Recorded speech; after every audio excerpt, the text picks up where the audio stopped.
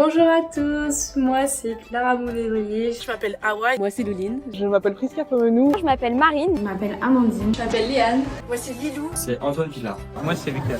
Moi c'est Eva. Je m'appelle Marie Lebrun. Je suis Anna. Moi c'est Manon. Nous sommes Victorien et Louison. Moi c'est Fifi. Moi c'est Marie-Ève. Moi c'est Antoine. C'est les étudiantes du BUT GEA. Je m'appelle Sabrina. Je m'appelle Youssef Nyena. Mon nom est Yanis Zaria. Je m'appelle Laura Marcarian. Je m'appelle Bademba Bari.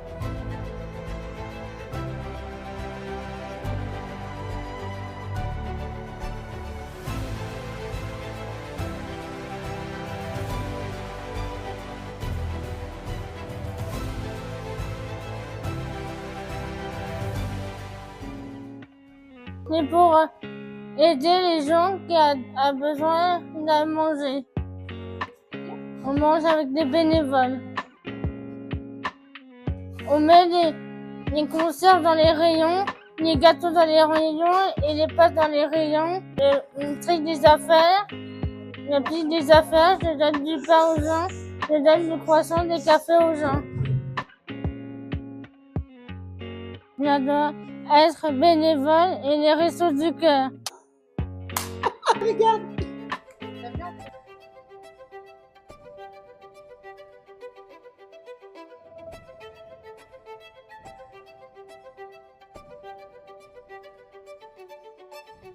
Je dis souvent que je suis condamnée à aimer l'être humain et à toujours vouloir aller à sa rencontre. Et si c'est le cas, c'est bien parce que du coup, j'ai baigné dans une association qui m'a permis d'être hyper engagée sur plein d'autres associations maintenant, sur plus d'une dizaine. C'est l'AJPN. Et avec cette association, j'ai pu bénéficier depuis mon enfance des aides aux devoirs. Donc maintenant, c'est moi qui les organise et qui du coup les fait avec les enfants, qui aident les enfants à faire leurs devoirs.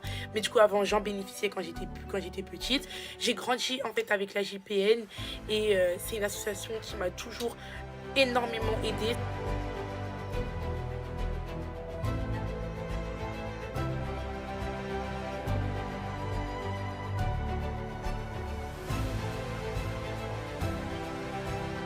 Je travaille donc avec l'Armée du Salut en service civique pour les dispositifs alimentaires d'urgence de Paris. Ce que j'aime ici, c'est qu'il n'y a pas de journée type. Un jour, on trie des fruits et légumes pour les redistribuer aux associations du quartier. Un autre, on prépare des paniers repas pour des maraudes à Gare de l'Est. Le lendemain, je peux être à Belleville pour le petit-déj solidaire ou devant un magasin en train d'organiser des collectes alimentaires et sensibiliser les gens à nos actions. Ce que j'apprends ici, c'est la solidarité concrète. Ce n'est pas juste une idée, c'est de l'action, du partage et du lien humain. Cet engagement m'a appris la bienveillance, la patience et surtout l'importance du collectif.